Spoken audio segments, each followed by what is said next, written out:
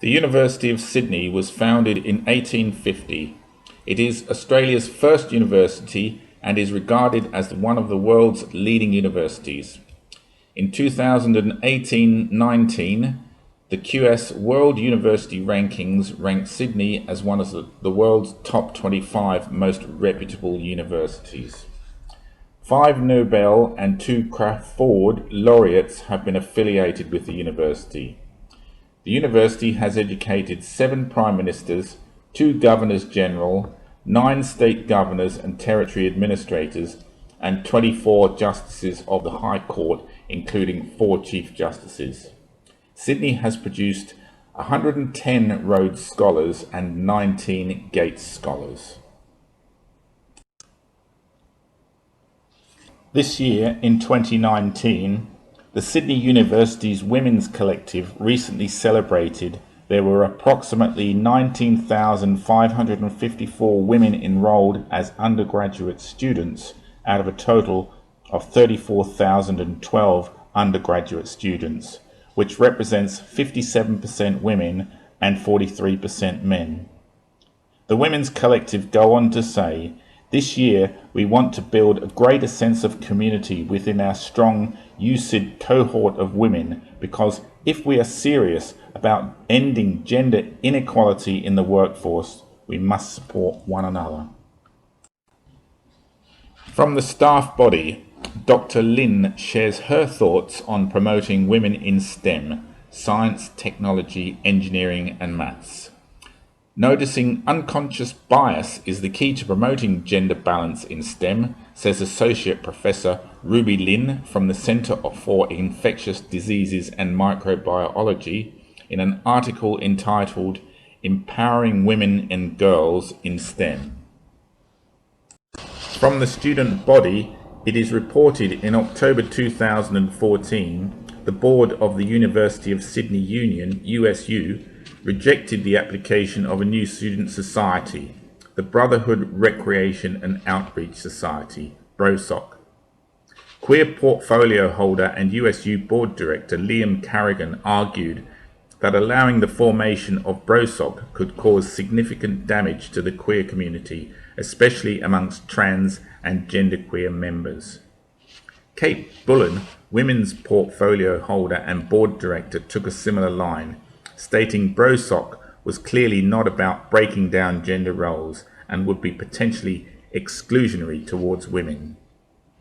Other board members pointed out that the board was wrongly characterizing BROSOC as a men's rights club.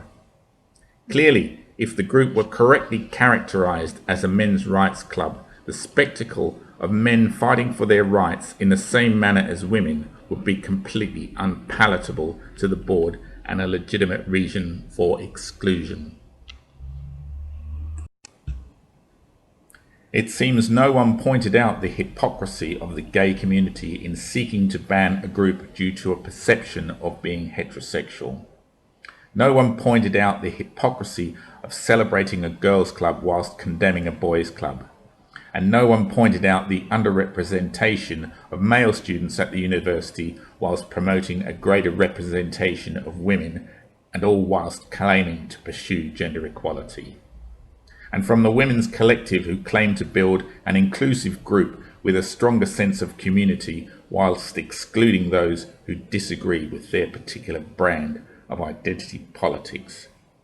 It is clear from this meeting there are no enforced guidelines for the basis of social and political groups within the university. Groups are allowed or denied by the privilege of a few without guidelines or conscience or any thought about conflict of interest. The vision you're about to see is recorded from 2 events held at the university. The first event is an open lecture by Bettina Arndt on the false rape crisis at our universities and a critical appraisal of our universities in appointing themselves as adjudicators in sexual assault cases. The question posed by the lecture, does the adjudication of sexual assault cases by the university serve the principles of justice, or will it become a witch hunt based on mob rule?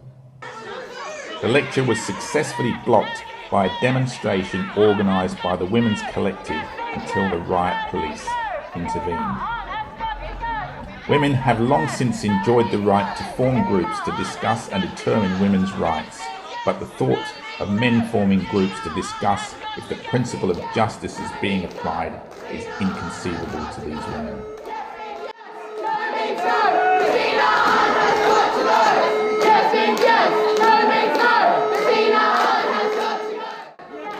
The other vision here are scenes from a protest to prevent the screening of a documentary called The Red Pill, which is a documentary made by a feminist and explores the beliefs of gender equality from the perspective of feminists and contrasts that perspective with the beliefs held in the men's movement.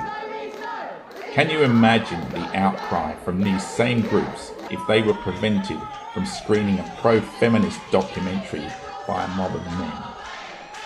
I understand, of course, the need for women and the gay community to fight against discrimination, but it is apparent to me these groups need to be held accountable to the same standards they expect from others.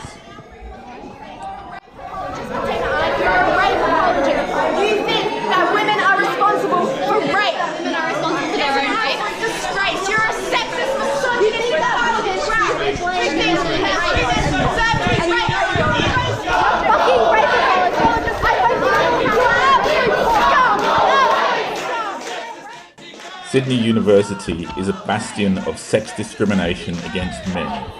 From its willingness to adjudicate sexual assault cases, from their staff who are quick to notice the underrepresentation of women in STEM subjects who ignore the underrepresentation of men at the university, from women who belong to women's groups but condemn men's groups, from female office bearers who vote against the very existence of men's groups, from mob rule who embrace the concept of open discussion of issues facing women whilst shutting down any discussion of issues facing men. Presided over by a management system which fails in its responsibility as custodians of a crucible of freedom of speech, and all whilst embracing the false concept the definition of gender equality should be for the exclusive benefit of only one gender. Sydney University is a cesspool of self-interest based on identity politics from its staff and its students, whose output now consists of sexists, hypocrites and bigots, people of double standards of intolerance who think they can impose their views by accusing others of their own shortcomings and by mob rule.